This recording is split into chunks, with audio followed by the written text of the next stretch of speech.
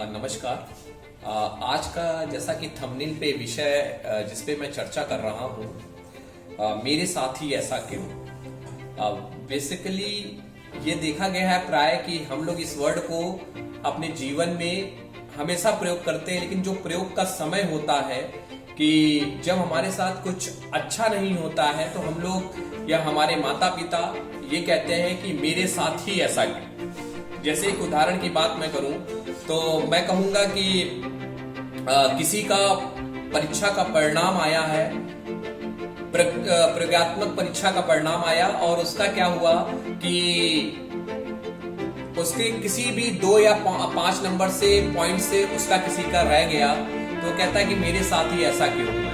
पहले लेकिन एक बात मैं आज से कहना चाहता हूं, जो भी वीडियो देख रहे हैं प्लीज उसको सुना जरूर करिए, क्योंकि कोई मैं नई बात नहीं बताने जा रहा हूँ, कोई नई बात मैं नहीं कहता हूँ। जो समाज के द्वारा जो रोज विडंबना देखी जा रही है उन्हीं के ऊपर मैं कोई बात करता हूँ। जितने भी बाबा लोग हैं वही आपने अपनी कथा में वही आपकी समस्याओं का बात करते हो, आप उनको सुनते हैं जाके।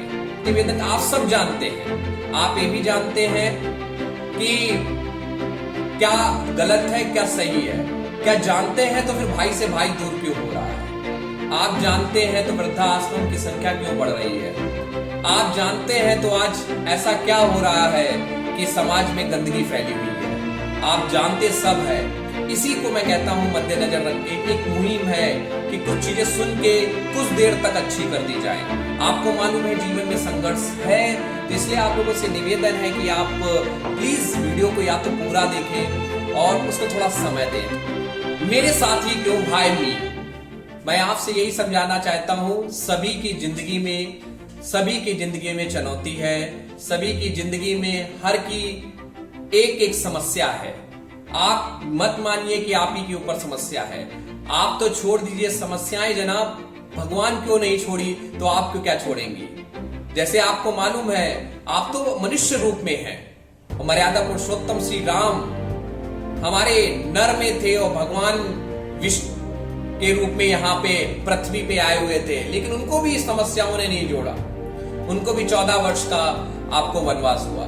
जब आपको समस्याएं जब जीवन में आएंगी तो ये आप समझ लीजिए, चुनौतियां जब जीवन में आएंगी, समस्याएं जब जीवन में आएंगी, तब आप किसी न किसी एक नए मुहिम पे पहुंचेंगे। जो चुनौती है ना वो ईश्वर की बनाई हुई एक बहुत अच्छी देन है। मैं किसी व्यक्ति की एक बात से कह सकता हूं कि जो चुनौती है ना वो ईश्वर की सबसे प्रेम करने वाली कन्या है, और जो सबसे प्रेम करती हुई पिता की कन्या होती है तो पिता हमेशा सोचता है इसके लिए उत्तम वर की व्यवस्था की जाए और उसको ढूंढा जाए। तो चुनौती उसी के जीवन में आएगी, समस्याएं उसी के जीवन में आएंगी जो आप सबसे सर्वश्रेष्ठ व्यक्ति के उसमें पड़ेगी। तो आप ये मत मानिए, आप अपने दिमाग में बिल्कुल जहन मत रखिए कि समस्याएं सिर्फ मेरे साथ ही ऐसा क्यों हो रहा है, सभी के साथ हो रहा है। सभी को समस्याओं का पैटर्न अलग है, किसी के सुख का स्तर अलग है। कोई इसी में सुख है कि उसका पड़ोसी दुखी है, कोई इसमें सुख है कि आज वो भूखा रह गया, कोई इसी में सुख है कि वो आज अच्छा कर रहा है। सुख का स्तर अलग है। आपको तो ये समस्याओं का भी स्तर अलग है। कोई क्या अलग समस्या है, किसी को लग रहा है कि आज उसका बेटा साथ नहीं दे रहा है, किसी को इस बात का समस्या है कि घर पे उसके ये प्रॉब्लम चल रही है, स्टूडेंट पे लेवल पे ये समस्या है कि एग्जाम नहीं निकल रहा है। नहीं जनाब, आप ये मत सोचिए सिर्फ आपके साथ हो रहा है। जो भी आपके साथ हो रहा है वो उसके अच्छे के लिए किया जा रहा है, आप ये विशेष मान के चलिए।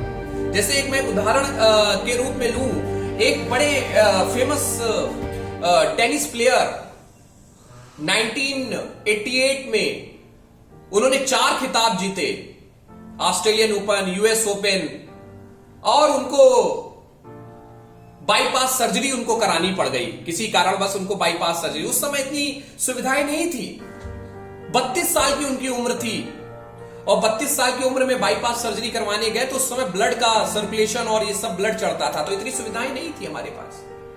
तो एक गलत ब्लड उनको चढ़ गया होगा और उनको कैंसर हो गया। तो जनाब उन्होंने ये समस्या नहीं सोची कभी कि मुझे 32 साल की उम्र में मेरे साथ ही ऐसा क्यों हुआ। एक किसी बच्चे ने उनको पत्र लिखा और उनसे पूछा कि सर आपको नहीं लगता है कि आपको भगवान किसी दिन मिलेंगे और आप उनसे पूछेंगे कि मेरे साथ ही ऐसा क्यों। तो उन्होंने बड़ी अच्छी बात कही जो मैं आपको सुनाना चाहता हूं इस वीडियो के माध्यम से। उन्होंने कहा कि जब मैं जीवन में सब व्यक्ति का सपना होता है कि वो ये बने वो बने, तो जब 50 लाख मिलियन लोगों ने एक सपना देखा कि वो टेनिस प्लेयर बनेंगे, उनमें से 50